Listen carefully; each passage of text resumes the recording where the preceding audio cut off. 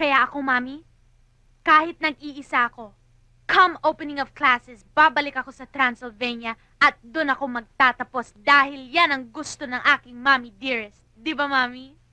Thank you, Bruhanica. Ikaw, Vampirella.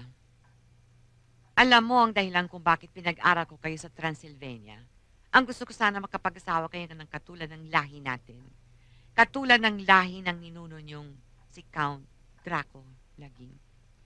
Nang sa ganon, lalong lumakas, uli, ang dugo ng lahi nating Transylvania. Ay, hindi naman siguro mababawasan ang lahi nyo kung ako mapapangasawa ng inyong anak ko si Bumpy. Hindi ba, Mami? Huwag mo akong mamami-mami! Parang ayaw ata sa akin itong magiging biyanan ko. Bakit? Katakata ka ba? Hindi naman siguro. Kaya mo yan. Ate Bumpy, bakit naman kasi si Santi pang nagustuhan mo? Bakit? Anong bakit? Alam ko, mahal ko si Santi. And when love blooms, nothing can stop it. Okay. Alam ko hindi kita mapipigilan.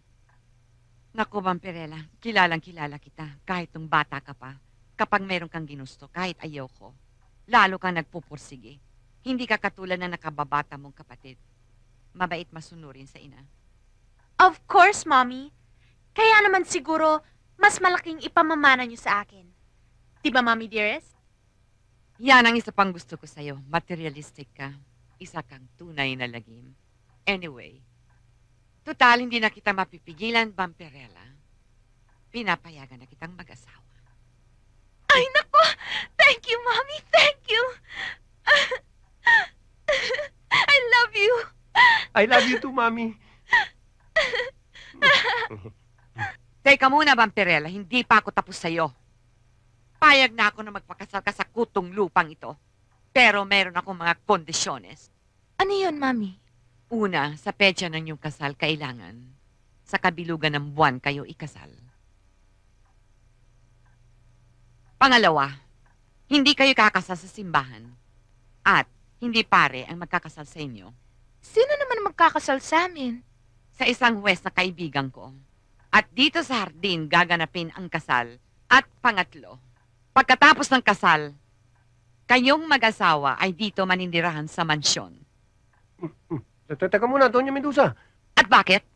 Ang gusto ko, pagkatapos ng kasal namin ni Bumpy, sa bahay ko siya titira. Siguro kung magandang bahay mo, maaring patirahin ko ang anak ko doon. Aba, maganda bahay ko. Talaga? Gusto ko makita. Bumpy, bakit kandila ang ilaw nyo? Brownout ba? Hindi. Doña Medusa? Nagbabayad ho kayo ng Meralco? Huwag kang mawalan ng pag-asa, Marilu. Nangyayari yan sa lahat. Maniwala ka. Talaga eh. Magkano ba yung short ko?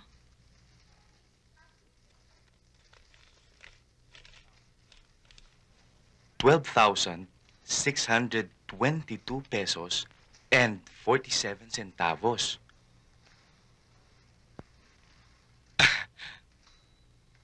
Maliit lang naman.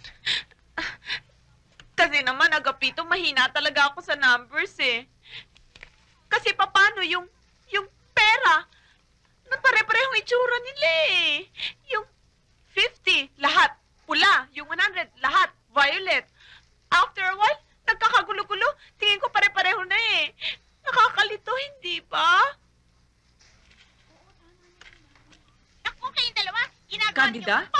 May sore eyes ka? Wala na lang dito, cigarette vendor. Sus Mariosep. Okay lang yun, nag-away kami ni Max kagabi. Yung shota ko. Sino pa ka? Obvious ba? Di ko naman sinasadya eh. Natulak ko siya sa hagdanan. Turog ang uso niya, Marilu. Oh, saan buwan na naman kami di makakapag-necking nito? Hi, Marilu. Paano mo naman nalaman ang pangalan ko? Ayan, oh. Oo nga pala, I'm Winston. Winston Labalan. Hello? Hello. Sige. Pakintay mo na lang. Bakit? Sige, upo na ako. Hello, Willie. Hi, darling. Morning. May bago ka na naman palang ampon. Barkada ni Tatang? Hindi. Siya si Waldo.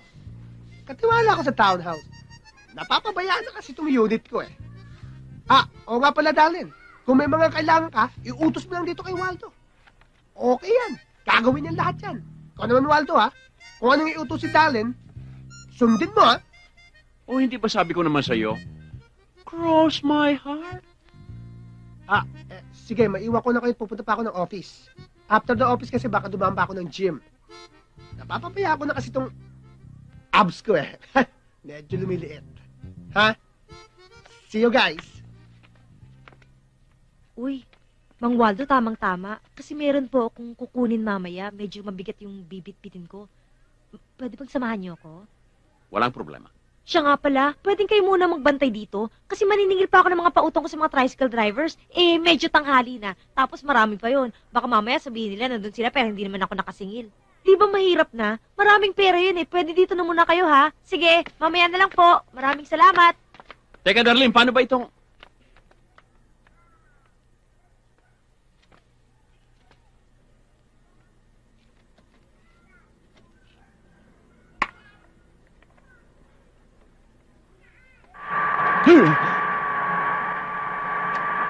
Oy, Pogi. 4 ng orange. 4 na orange? Oo. Alam mo, nabalitaan mo na ba? Mainit ngayon sa Quezon Ave. Kaya nga lumipat ako eh. Sayang nga, ako pa naman ang paborito doon. Matamis ba o matabang? Kasing tamis ko. Matamis?